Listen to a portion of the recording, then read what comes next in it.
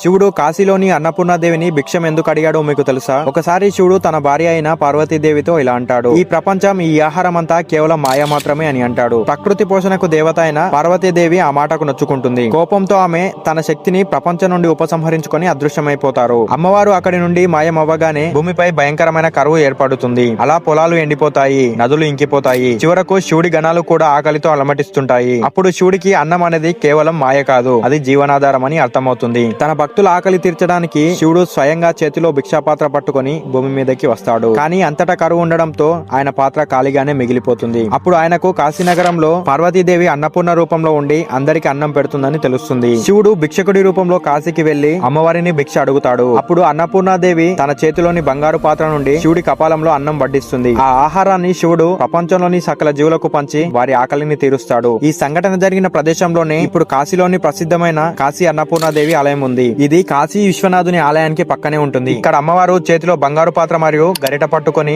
ఎప్పుడు దానం చేసే రూపంలో దర్శనమిస్తారు. మీకు ఈ వీడియో నచ్చినట్లయితే అన్నపూర్ణాదేవి అని కామెంట్ చేయండి.